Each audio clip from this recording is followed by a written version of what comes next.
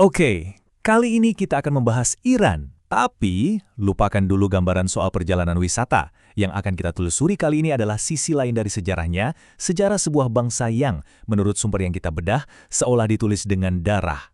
Nah, kutipan ini jadi semacam pintu masuk kita. Jadi kita nggak akan cuma ngomongin berita-berita di permukaan. Kita akan coba menyelam lebih dalam, melihat peristiwa-peristiwa penting yang betul-betul membentuk Iran modern, dan menelusuri akar kekerasan politik yang terus membayanginya. Ini dia peta perjalanan kita. Kita akan mulai dari percikan api revolusi di tahun 78, lanjut ke teror pasca revolusi, lalu melompat ke era modern dengan insiden November yang terputus, sampai ke sebuah titik puncak yang diprediksi terjadi di tahun 2026. Dan terakhir, kita akan coba merenungkan seperti apa potret masa depan Iran. Jadi pertanyaan besarnya sebetulnya simpel. Apa sih yang terjadi kalau sebuah bangsa terus-menerus ditekan selama puluhan tahun? Nah, narasi yang kita bahas ini seolah-olah memberikan satu jawaban yang mengerikan. Tekanan yang menumpuk itu pada akhirnya akan meledak. Dan ledakannya seringkali dalam bentuk kekerasan yang nggak terhindarkan. Oke, kita mulai perjalanan kita mundur ke masa lalu. Tepatnya ke tahun 1978. Ini adalah tahun yang jadi semacam titik didih pemicu utama dari sebuah revolusi besar. Di tahun ini, ada dua peristiwa yang terjadi dalam waktu berdekatan dan benar-benar mengubah segalanya. Pertama, kebakaran bioskop Rex.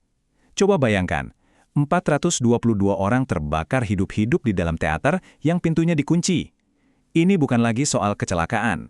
Banyak yang meyakini ini disengaja untuk menebar teror. Lalu, cuma beberapa minggu setelahnya, terjadi Jumat Hitam. Ini bukan sekedar demo ricuh, tapi pembantaian. Militer menembaki kerumunan begitu saja.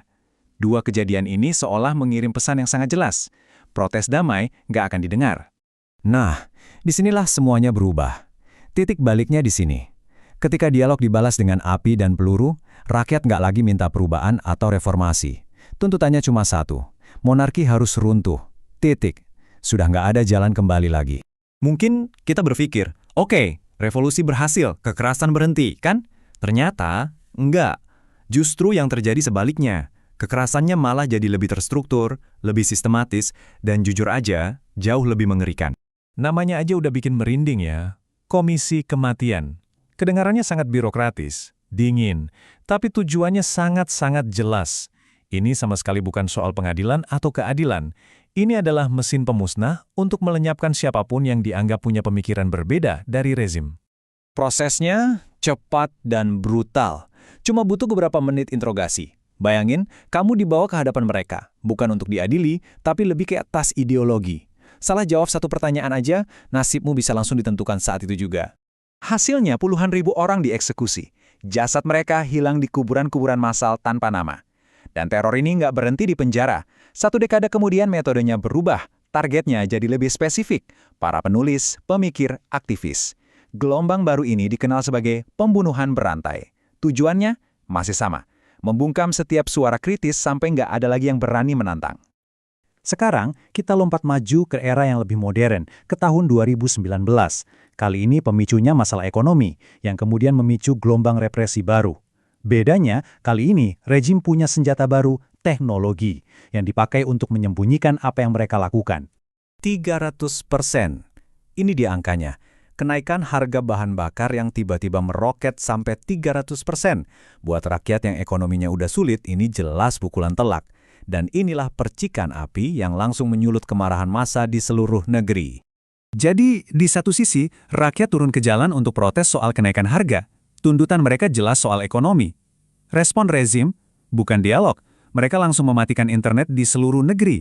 Tujuannya, menciptakan kegelapan informasi, biar mereka bisa bergerak leluasa tanpa ada yang melihat. Dan di balik kegelapan tanpa internet itulah pertumpahan darah terjadi. Dunia luar nggak bisa lihat, rakyat di dalam nggak bisa melapor. Inilah angka perkiraan korban jiwa yang muncul setelahnya. 1.500 orang. Mereka tewas dalam insiden yang kemudian dikenal sebagai November berdarah.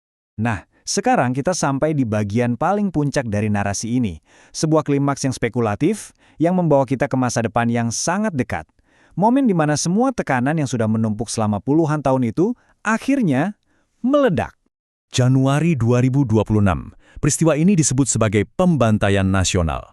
Ini digambarkan sebagai konsekuensi yang nggak bisa lagi dihindari setelah puluhan tahun represi. Ibaratnya, bendungan yang sudah retak di mana-mana itu akhirnya jebol juga. Coba kita lihat angkanya. Durasinya cuma 48 jam. 2 hari. Tapi perkiraan korban jiwanya 36.000 orang. Ini bukan lagi statistik. Ini adalah skala kehancuran yang luar biasa terjadi dalam waktu yang sangat singkat. Dan kemudian, setelah pertumpahan darah sebesar itu, satu peristiwa tunggal terjadi. Tepat di tanggal 28 Februari 2026, sebuah dentuman keras yang disebut-sebut mengakhiri sebuah era. Inilah dentuman itu. Pemimpin tertinggi Ali Khamenei tewas dalam sebuah serangan udara presisi. Dengan hilangnya simbol utama kekuasaan ini, fondasi rezim seketika runtuh, meninggalkan negara dalam kekosongan kekuasaan dan ketidakpastian total. Lalu, apa yang bisa kita ambil dari semua ini? Dari perjalanan melintasi sejarah yang penuh darah ini, dan yang paling penting, apa artinya semua ini buat masa depan Iran? Sepertinya, intisari dari semua cerita ini bisa dirangkum dalam satu kalimat ini, bahwa sistem apapun yang dibangun di atas penindasan, pada akhirnya pasti akan berhadapan dengan badainya sendiri. Seolah-olah penindasan itu sendiri yang menanam benih kehancurannya. Cepat atau lambat, badai itu akan datang. Jadi kita kembali ke gambaran potret tadi. Sejarah yang penuh darah ini seolah telah menyiapkan bingkainya, tapi kanvas di dalamnya masih kosong. Rakyat Iranlah yang akan melukisnya. Pertanyaan besarnya adalah, setelah semua ini, gambar apa yang akan muncul di sana? Sebuah pertanyaan yang mungkin jawabannya belum tertulis.